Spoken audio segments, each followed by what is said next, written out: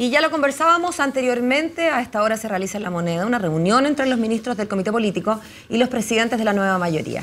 Esa cita tendría como objetivo principal limar asperezas tras el cónclave oficialista y la entrevista sobre todo de la presidenta Michelle Bachelet a la tercera del pasado domingo, que dejó hartas dudas. Justamente para ahondar en el tema nos acompaña en nuestros estudios el diputado de la DC, Fuad Chaín. Gracias por estar con nosotros, diputado. Bienvenido. Muchas gracias. Buenos días, diputado. Muy buenos días, Paola. Buenos días, Sebastián. Diputado, ¿qué espera usted como miembro de la democracia cristiana en particular, no de la nueva mayoría, sino que de la DC en particular, de este comité político de hoy día martes?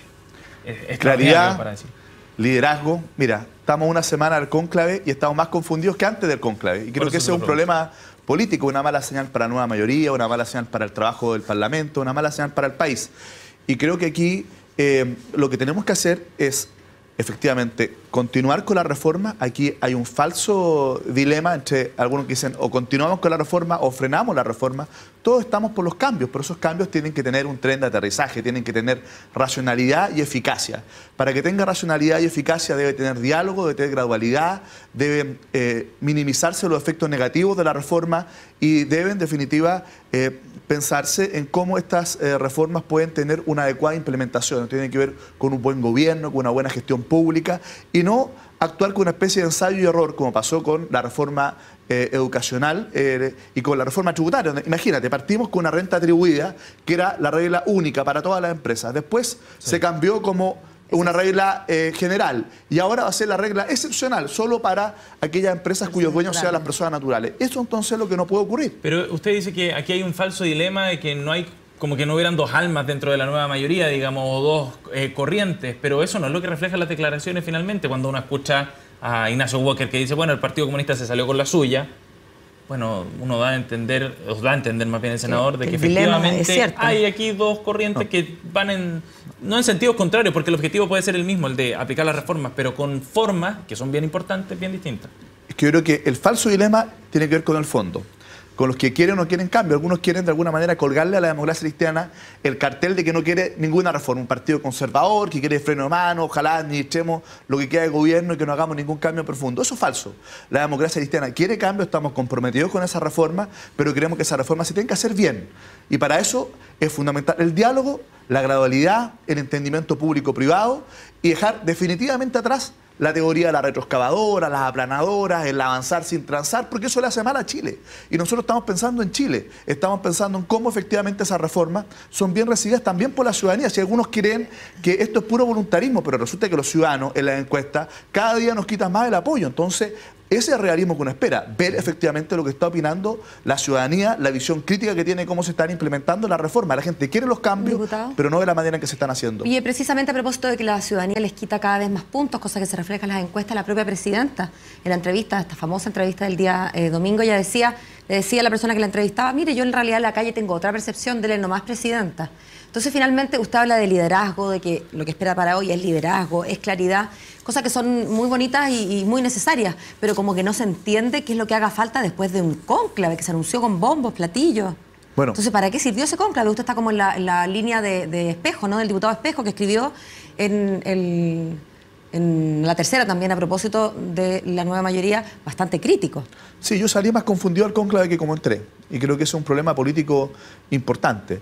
A mí me parece que no hay peor ciego el que no quiere ver. Aquí efectivamente, ¿La presidenta es la peor ciega que no quiere ver? Yo no sé si es la presidenta, su entorno, pero yo creo que ella, cuando hizo un cambio de gabinete, uno entendió que tenía un diagnóstico de que efectivamente había que hacer un cambio en la conducción política, había que generar un punto de inflexión. Cuando uno escucha su discurso el 21 de mayo, efectivamente también, cuando ella habló del realismo sin renuncia, yo lo comparto, pero para eso hay que ser realista y hay que darse cuenta de lo que está pasando con la ciudadanía, hay que darse cuenta de lo que está pasando con la economía, hay que darse cuenta entonces cómo nosotros de alguna manera analizamos el programa de gobierno, los compromisos, pero a la luz del escenario en el cual estamos. Y los programas no son teóricos, no se tienen que aplicar solamente en un documento, se tienen que aplicar en una realidad concreta, en una situación puntual del país que tiene efectivamente una coyuntura económica de desaceleración importante y que tiene también una realidad sociopolítica del país, que la gente efectivamente quiere cambio, pero no quiere un país polarizado, no quiere imposición, quiere acuerdo. Eso también lo dice la encuesta. Y por lo tanto, yo estoy bastante confundido con las últimas declaraciones de la presidenta, porque creo que se alejan de las decisiones que ella misma tomó en su momento cuando hizo un cambio de gabinete. Ella sabe cómo piensa Jorge Burgos, sabe efectivamente cuál es su mirada al punto de vista político, sabe cuál es el planteamiento económico de Rodrigo Valdés, y ella tomó la decisión de colocarlo en esos cargos. Entonces hoy día hay que empoderarlo, hay que respaldarlo y que la nueva mayoría se ponga detrás de la nueva conducción política y económica del gobierno. Diputado, ¿y no será que esta confusión que usted describe y que probablemente comparte mucha gente en su partido tiene que ver con, finalmente, la decisión que puede parecer confusa para los de afuera de estar bailando el mismo baile que el Partido Comunista? Porque al final uno piensa que quizás la presidenta hace estas declaraciones ambiguas, porque es la única manera de mantener contento a un equipo donde hay colocolinos y cristianos. Y claro, y chunchos. La única manera es andar que sí, que no, que un poco sí, pero no es menos cierto. Sí, pero yo creo que aquí, mire, yo creo que el problema aquí no es el Partido Comunista. Uno, en general, cuando escucha sus declaraciones, cuando conversa a ellos, lo que les importa es lo mismo que nosotros, que no renunciamos a los cambios. Pero también entienden de que efectivamente hay momentos, hay tiempos, hay formas que hay que ajustar de acuerdo a la realidad política. ¿Lo entienden, sí?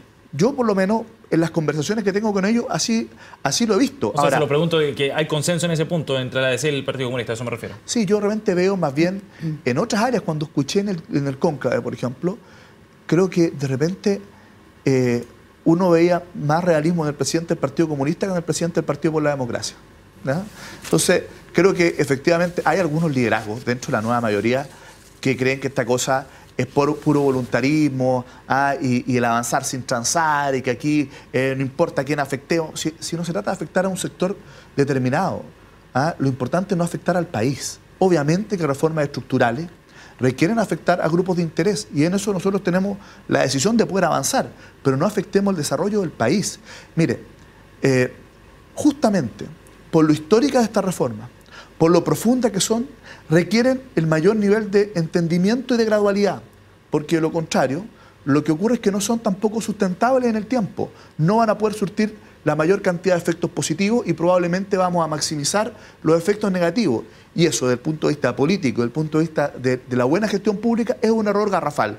Y por eso es que nosotros hemos dicho, reforma sí, con tren de aterrizaje, ¿no es cierto?, con diálogo de gradualidad, entendimiento público-privado, pero sin renunciar a la voluntad de cambio. Nosotros queremos que los ejes centrales del programa de gobierno efectivamente se cumplan, porque eso fue lo que le comprometimos al país, un gobierno que enfrente los abusos y la desigualdad. Y en eso creo que en la nueva mayoría no hay dos opiniones. Si el problema es de fondo, el problema tiene que ver más bien de repente con la retórica, con las formas, con las modalidades. A algunos no les gusta mucho el conversar con los que piensan distinto. Yo creo que esa es una inseguridad en los argumentos propios. Cuando uno tiene buenos argumentos, cuando uno tiene fundamentos para poder defender sus proyectos, sus programas, no tiene por qué tener miedo a dialogar, a buscar entendimiento, si es que lo razonable es que algo se haga con mayor gradualidad porque no hay los recursos económicos disponibles. Hay que hacerlo. Pero ¿cómo se logra un entendimiento con una persona como la presidenta cuando usted mismo describe que la presidenta hace una cosa, a saber, cambiar el gabinete y poner a estas dos personas que usted citaba, y luego decir que no va a empoderarlo? Cuesta, me imagino, para ustedes, entender qué es lo que finalmente piensa la presidenta. ¿Alguien se lo ha preguntado? ¿Se ha sentado con la presidenta así como en la dura a decir, ya, presi, ¿para dónde vamos?